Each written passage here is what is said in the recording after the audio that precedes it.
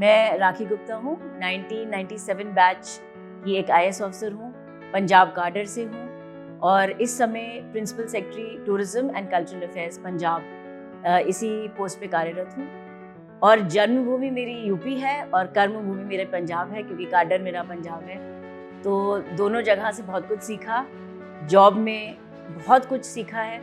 और पहला दिन जब याद करती हूँ मसूरी एकेडमी में, तो एक बहुत नॉस्टैल्जिया, एक बहुत भीनी भीनी सी एक याद आती है। मेरे लिए ख़ास तौर से बहुत स्पेशल इसलिए था क्योंकि कई लोग हैं जो एकेडमी में आते हैं, पहली बार आते हैं, पहले घूम के गए होते हैं। लेकिन मेरे लिए बहुत स्पेशल इसलिए था क्योंकि मेरा बचपन 3 साल मसूरी की एकेडमी में ही बीता है। मेरे फादर वहीं डिप्टी डायरेक्टर थे, तो उन्होंने प्रोबेशनर्स को पढ़ाया था। मैं उस समय बहुत छोटी होती थी, कॉन्वेंट ऑफ जीसस मैरी वेवली एक स्कूल है ऊपर, उसमें पढ़ने जाया करती थी। तो जब भी नीचे आती थी और प्रोबेशनर्स को देखती थी, क्योंकि LBSNAA में IAS ऑफिसर्स की ट्रेनिंग होती है मसूरी में हमारी, तो जब भी खास तौर से विमेन प्रोबेशनर्स को देखती थी तो मुझे बड़ा दिल करता था कि ऐसे मैं भी शायद एक दिन बनूं। तो जिस दिन पहले दिन वापस लौट के आई, तो वो मेरे लिए एक्चुअली एक होम कमिंग थी। और ये मेरा दूसरा दौर था मेरी ज़िंदगी का। पहला दौर एक बचपने का, दूसरा एक प्रोबेशनर के तौर पे जब मैं आई, तो कई वो ही कॉमन स्टाफ था जिन्होंने मुझे बचपन में खिलाया भी था। और उन्हीं के पास जब मैं आई प्रोबेशनर बन के, तो उनकी आंखों में गर्व था, बहुत खुशी थी।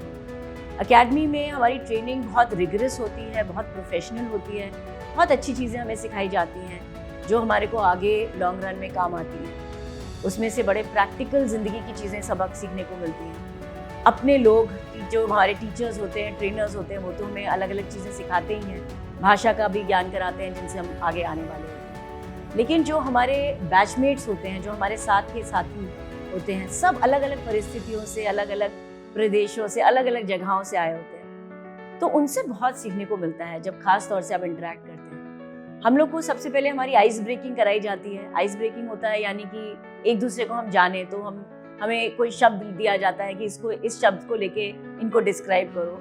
तो बड़े अजीब सा, बड़ा फनी सा माहौल क्रिएट होता है, जिससे एक दूसरे के साथ दोस्ती पहले दिन से ही शुरुआत हो जाती है। और उसके बाद हमारे को ट्रैक पे ले जाया जाता है, जहाँ हमें हार्डशिप सिखाई जाती है कि कैसे सख्त सर्कमस्टेंसेस में आपको अपने आप को निकालना है वहाँ से। तो वो बहुत सीखने का मौका था, क्योंकि कई हम में से हम लोग होते हैं जो स्पोर्ट्स में ज़्यादा नहीं होते, या जिन्होंने बहुत दुनिया नहीं देखी होती, घर में रह के पढ़ाई की होती है। एक थोड़ा संकीर्ण माहौल होता है, कंजर्वेटिव बैकग्राउंड होता है, ख़ास तौर से लड़कियों को, जहाँ हमेशा आपको पता है, अभी मैं 26-27 साल पहले की बात कर रही हूँ, जब इतना इंडिया ओपन नहीं था, तो उस समय ऐसी दुनिया देखना, लोगों से बातचीत करना, नई नई जगह जाना, हार्डशिप्स के दौर से गुजरना, ट्रैकिंग में बहुत कुछ आप लाइफ लेसन्स लर्न करते हैं अपने। इवन हमें हॉर्स राइडिंग कराई जाती है ताकि हम सीखें कि एक घोड़े पे कंट्रोल करना है तो कैसे कंट्रोल करना है। तो बेसिकली सारी हमारे को बड़ी अच्छी, इवन राइफल शूटिंग कराई जाती है। और अपने आप को ही मुझे पता नहीं था, तो मैंने पहली बार जब उठाई तो मुझे लगा मैं तो खुद ही अमिताभ बच्चन बन गई, क्योंकि ज़िंदगी में कभी उठाई नहीं थी। लेकिन जब उठाई तो लगा वाह, मैं भी शूट कर सकती हूँ। तो अपने आप पे एक कॉन्फिडेंस आता है, बहुत कुछ सीखते हैं हम लोग। उसके बाद एक बड़ी प्यारी सी चीज़ आती है, भारत दर्शन, जिसमें हमें पूरा भारत का दर्शन कराते हैं। उसमें हमारे अटैचमेंट्स होते हैं नेवी के साथ, आर्मी के साथ, एयरफोर्स के साथ, जिनसे हमारा तालमेल हमेशा नौकरी में होना है। तो भारत दर्शन में मेरा जो रहा था, हमारे को नॉर्थ ईस्ट मिला था, तो एक जोन मिलता है, तो नॉर्थ ईस्ट जोन मुझे एलोकेट हुआ था। और जहाँ मैं पहले कभी गई भी नहीं थी, बहुत ही बस कैलकाटा तक गए थे, उसके आगे नहीं गए थे। तो वहाँ हमारे को एक बेस कैंप होता है, वहाँ पर जहाँ पर हमारी कंडीशनिंग होती है, वहाँ पर हमें रखा गया। और ये सिक्किम के पास था, तो नॉर्थ ज़ीमा उसको बोलते हैं, सिक्किम का सेक्टर है।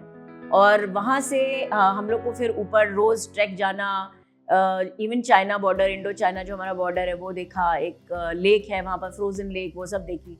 तो नॉर्थ ईस्ट में बहुत टफ टेरेन है, वहाँ कैसे हमारी फ़ौज, कैसे वहाँ पर, क्योंकि हमारा आर्मी अटैचमेंट भी था, तो कैसे हमारे लोग, हमारे फ़ौजी जवान सारे वहाँ खड़े हुए हैं डट के सीमा पे, डिस्पाइट ऑल हार्डशिप्स, वो सब सीखा।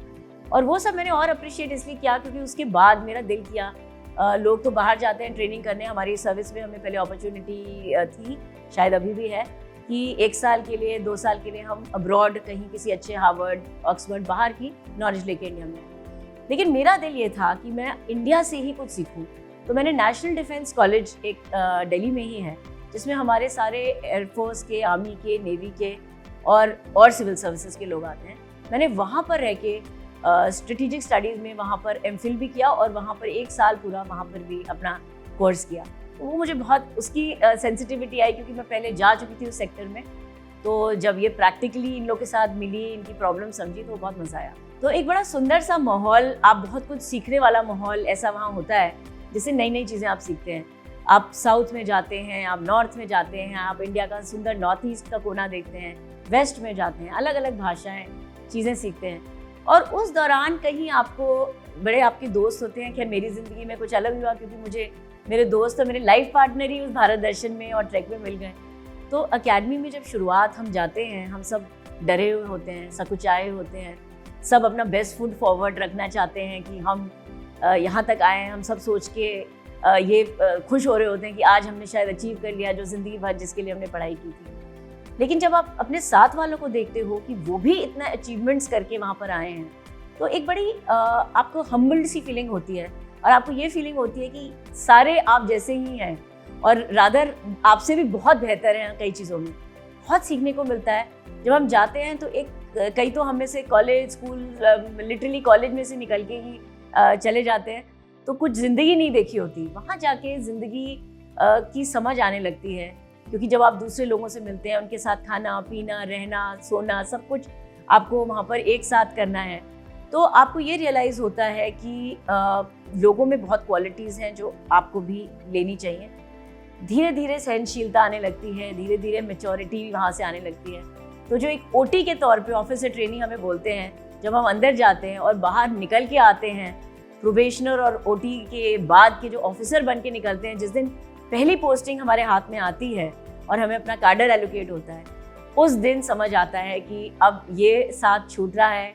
तो वो एक वर्चुअली एक हमारा ट्रेनिंग ऑर्गेनाइजेशन होता है, और जैसे एक माँ से बिछड़ने का दुख होता है, तो वो थोड़ा सा एक महसूस होता है कि अब हम ओपन वर्ल्ड में जा रहे हैं और सबको फेस करना है, और जो सब कुछ सीखा है उसको हमें प्रैक्टिकल अमली जामा पहनाना है।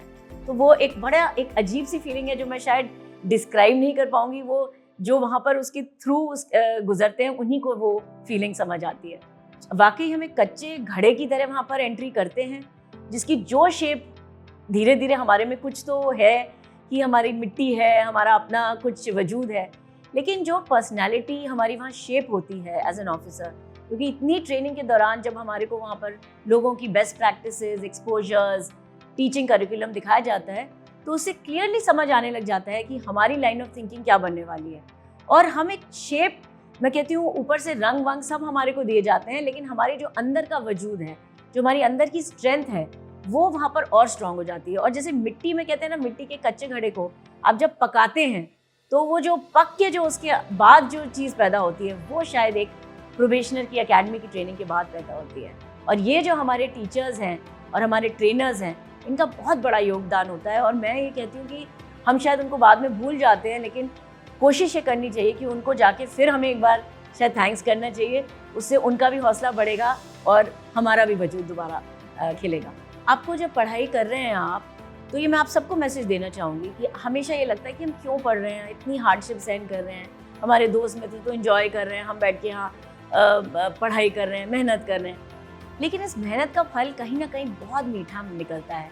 तो डरिए मत, पढ़ते जाइए, और ये मत सोचिए कि आगे आप इससे क्या हासिल करेंगे। बस मेहनत करते जाइए और नतीजा अपने आप आ जाता है। जैसे 3 इडियट्स में कहा नहीं था कि आप एक्सीलेंस के पीछे भागिए, सक्सेस तो अपने आप आ जाएगी। तो इसलिए खूब मेहनत करिए। इवन जो मैं कहती हूँ, एकेडमी में आपको हार्डशिप्स सहन करनी पड़ेंगी, हमें श्रमदान और बहुत कुछ करते हैं हम लोग, उनसे सीखिए, उनसे सख्त बनिए। वो आपको इसलिए करा रहे हैं क्योंकि बाकी की ज़िंदगी के लिए वो आपको ट्रेन कर रहे हैं। तो पूरा ट्रेन होइए, पूरा उसमें मन लगा के काम करिए, and you really enjoy yourself. My best wishes to all the viewers who are watching this, and let me tell you that life has no shortcuts, we have to work hard, but the road ahead is not so tough. If you walk on a straight road, life is very simple. कामयाब होने के लिए नहीं, काबिल होने के लिए पढ़ो। सक्सेस के पीछे मत भागो, एक्सेलेंस का पीछा करो। सक्सेस झक मार के तुम्हारे पीछे आएगी।